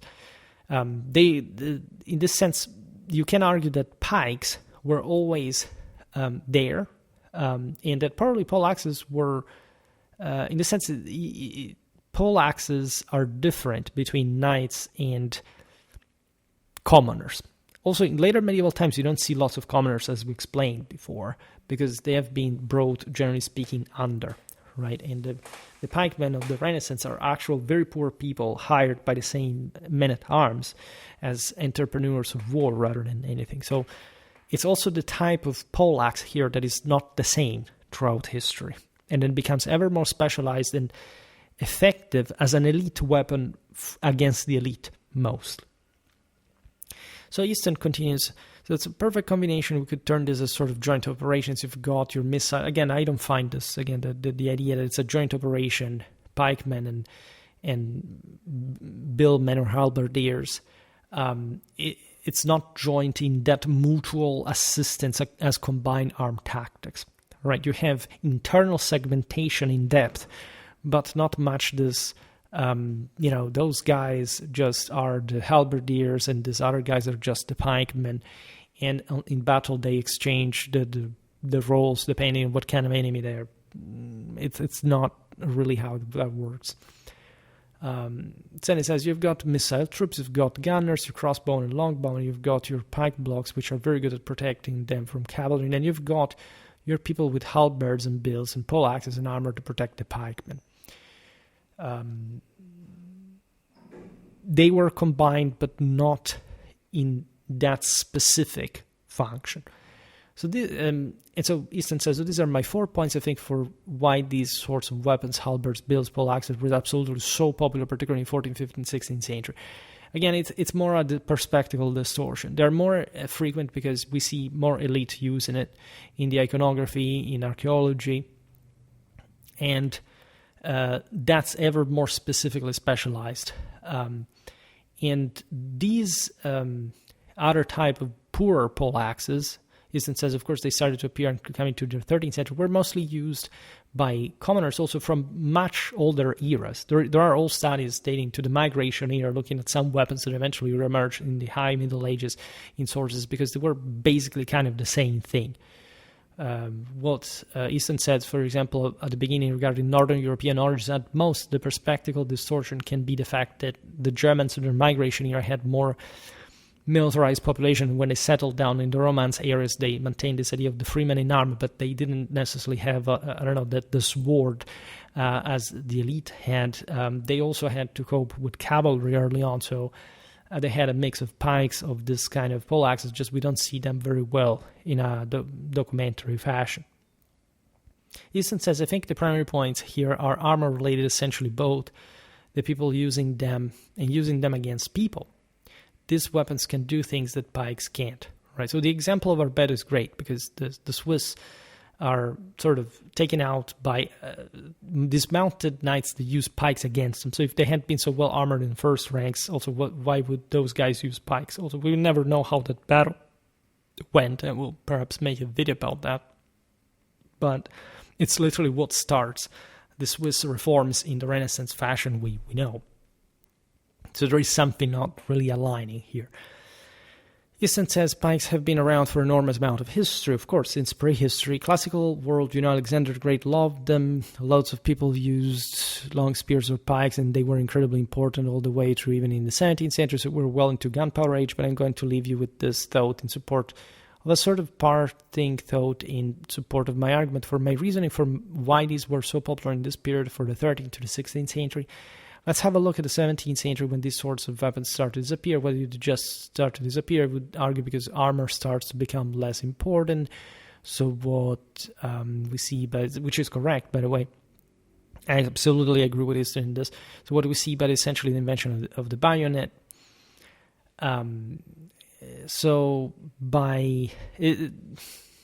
It's mostly because armor had disappeared, but because of gunfire. Right, because pikes themselves had ceased to be there, and paradoxically, we have the halberds there for some practical hand-to-hand combat purpose, but also for symbolic reasons. We'll talk better. I made a video in general about polearms, so I didn't say it at the beginning, but you can find it in the comments down, top fixed comment down below. Easton says, so by the middle 17th century, lots and lots of people armed with muskets, lots and lots of people armed with pikes, and lots of cavalry. So if we boil it down from all these different troop types that were really still massively important, massively popular in the 16th century when they were still wearing quite a lot of armor by the 17th century when they started to shed armor for numerous reasons, including gunpowder. And also the fact that you need ever more troops. So it's obvious that there was a reason why pikemen, again, couldn't be so heavily armored.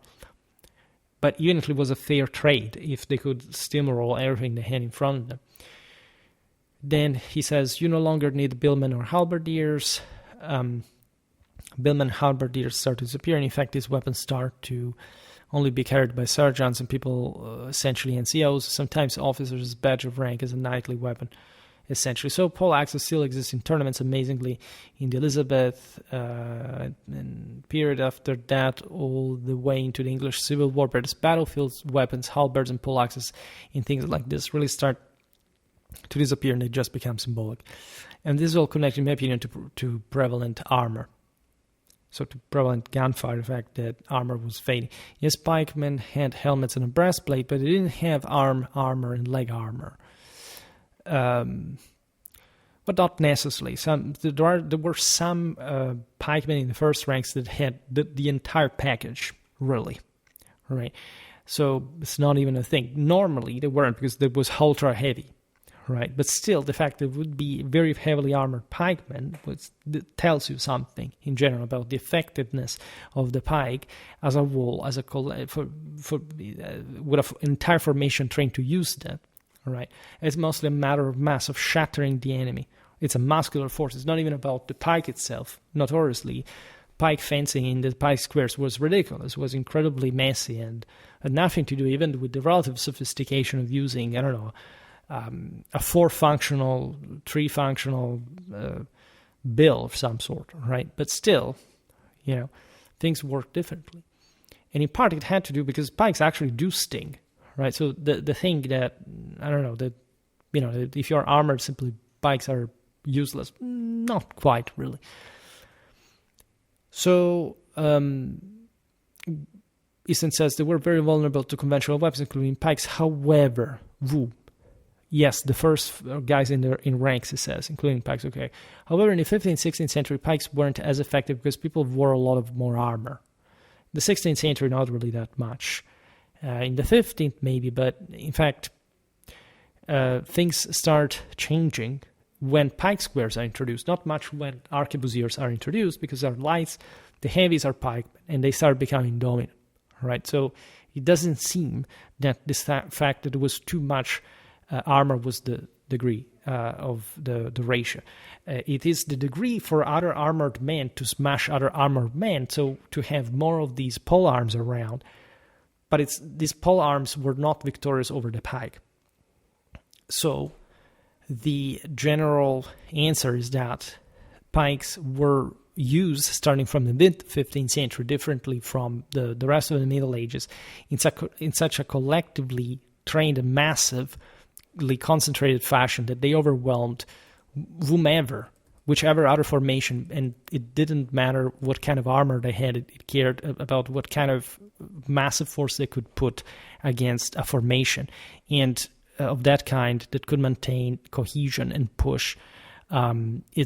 It's not much about even the weapon. The pike is functionalizing this sort of steamrolling fashion, and so it would have had an importantly offensive capacity, not just against cavalry. And I think this is highlighted exactly by the fact that those kind of pike square formations start appearing in a moment in which armor was actually at the peak, right? It doesn't seem like things could simply be solved by having an allegedly weaker system emerging by amidst other billmen that had protected you from other billmen. Then load yourself with other billmen, or load yourself with cavalrymen at that point if you really have to. Evidently, the pike in mass formations, the unprecedentedly drilled forces used now by states rather than some sort of broader clans and houses, starts being the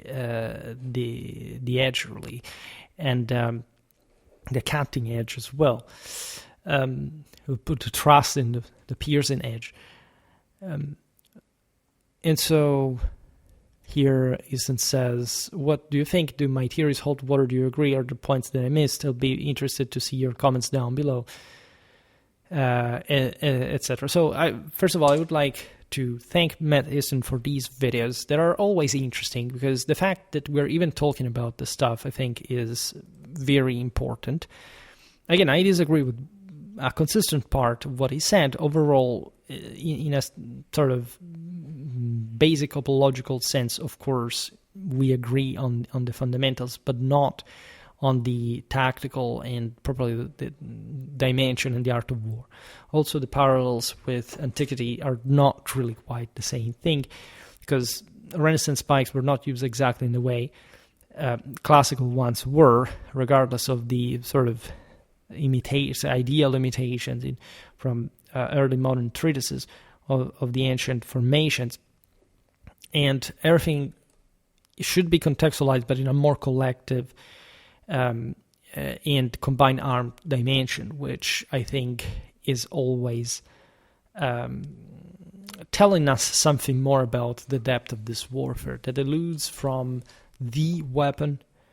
At some point I could make a video of all the answers that you read under these videos, like scholagladiatoria, and debunking literally everything you read. There isn't even a single person making this kind of reasoning, and it seems like they're happy not to. Like, I started to convince myself that these channels, spaces, comment sections, etc., are just, and they're probably valuable. I don't let this happen under my videos because I want people to reflect and not to be distracted by nonsense, but they are the receptacle of people who literally shoot everything. There was a guy insulting Mattis in the comment. Of course, he doesn't care. It's not the point of hurt feelings, but there is also, just like you have that bad attitude, you can have lots of ideas that are fundamentally wrong, and it's not like these spaces seem to make any order. in the picture. I'm trying to make a bit of order, just like I think Easton is doing, and say, of course, it's all about this kind of reasoning. Again, I'm not specifically searching for an interaction or whatever, just making this video because I think, I don't know, they're interesting. Divisibility is part of it, but I don't do it fundamentally for it. I don't expect anything from this. Rather, people to be a bit more aware of the fact of what I'm doing, because the other dramatic dimension here seems to me that I make videos exclusively about these topics. I should have said this at the very beginning of the video. Perhaps we will continue this at some point. The reasons that I'm giving you these explanations, the logic behind them, the evidence that I provide is all in my work. And I don't understand, this is mostly towards anybody who follows me on a regular basis, why you watch these videos more often than the others, when the others contain exactly what you have to know in order to understand the stuff. Let's debunk this sort of cheap, superficial, short-term gain. I want to know the thing in 5 minutes, because you will not understand that. You will not even enter the cerebral process in which you learn anything, right? And unfortunately, YouTube is prioritizing this other thing instead. Easton's work is encomiable because, you have a degree of, say, of intensive debate on this, and also a relatively long time, in spite of the fact that, again, maybe 20 minutes is not enough to discuss this, but I understand the broader logics. But YouTube is literally privileging dumber shorts. I mean, we all know that, but even with a new AI algorithm thing, like properly sabotaging channels like mine, I've seen lots of other historical ones, literally famous ones. If you look even at the bigger ones, they've been crippled. I don't know whether it's the AD blocked thing. It's not a conspiracy impression. It's literally what's going on. And nobody seems to care. Like, if you really care about what we're talking about here, think about, I don't know, people like me or Easton really made so many videos about everything about our topics. Just think, regardless of our respective competence in our respective fields, how much experience we've gained just by doing what we're doing here. And just try to imagine, I don't know how Easton does, because it also, has some sort of toll overall, to see that you say something and maybe one person out of 900 understands what you're saying. It's devastating in terms of any possible trust or you can have in somebody's intellect, right? It makes you understand that the world is much more messed up and completely animal-like and superficial and ignorant and completely oblivious of anything, and even inexplicably the let's say even probably the topics that they should, I mean, they're following us, right? So what, like, if you're here, what are we following?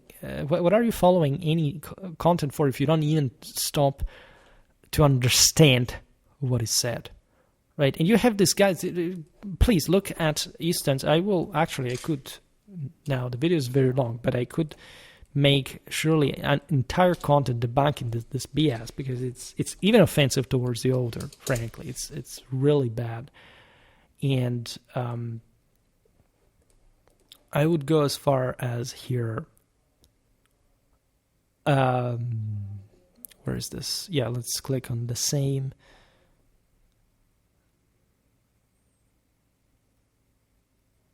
Well, this is a joke. Like, because axe equals good, spear equals good, so logically axe plus spear is equals very good. It's simple math. Answered this guy. This other one. The answer always seems to be because weapons needed to be good against multiple things, and multiple weapons could be good against multiple things. So the answer is, the more you have a Swiss knight, so a Swiss knife knight. They Swiss had knights, as a matter of fact, themselves, because it's not like they were just commoners drilling others. So the idea is that you have different weapons doing multiple things, and literally the video is about the fact that, and the art of war is the fact that the pike eventually steamrolled the guys with these kind of weapons. And so literally the stupidest weapon in terms of simplicity steamrolled even weapons that had 4 functionalities. And this guy, literally doesn't understand that. This other guy, I'm sparing you the names, but you can go check yourself, because I think they're going to remain the top comments here. I know absolutely nothing about armor weaponry. Okay. But I love your channel. This is a loving comment.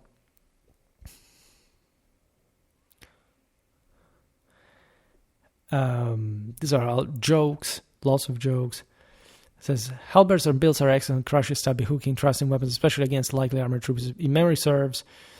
It doesn't add any explanation to the answer. So you see, this is also the point. This weapon was good. Yeah, you answered the question,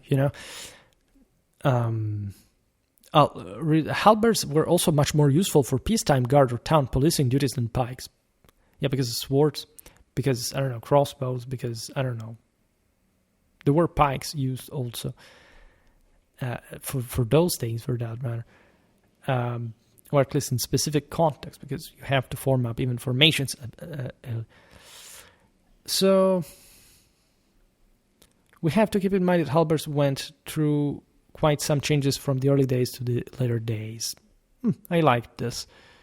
The earliest hellebarden of the Cis and Transalpine lands were a lot closer to Alsatian Vosges and Italian Roncula, who are basically long forester builds with a militant attitude.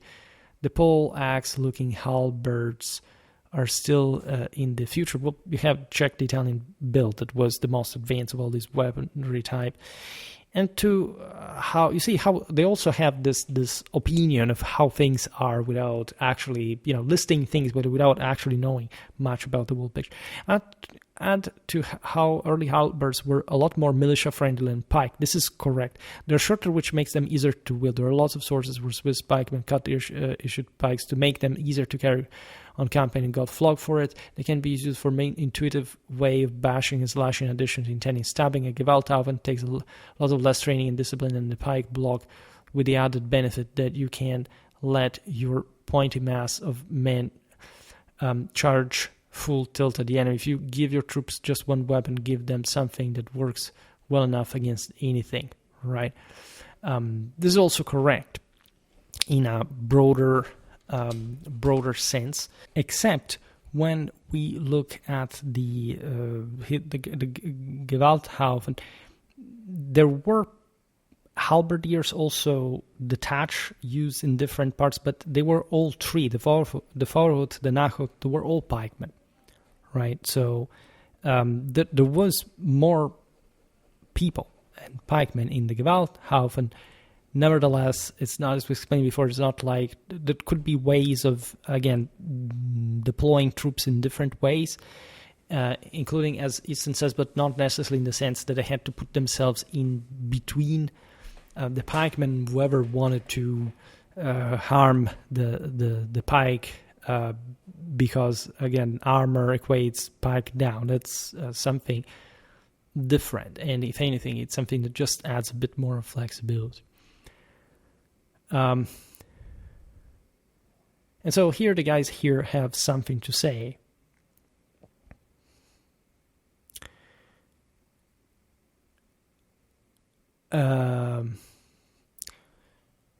So there are some things that are relatively unverifiable, right? But you see, again, I don't even complain too much about these comments. At least somebody got something right. But in general, like, some comments are devastating. Imagine being repeatedly bombarded with this kind of statement that's sort of more lethal than a poleaxe, right? Others are jokes mostly.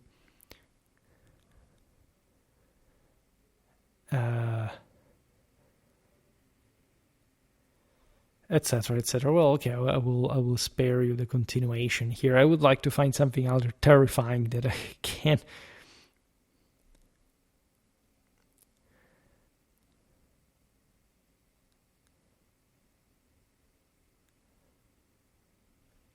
Here, talk Total War. Whatever. Here. Okay, we're getting something. Scholar Gladiatoria reached 500,000 subscribers. Well, good for him.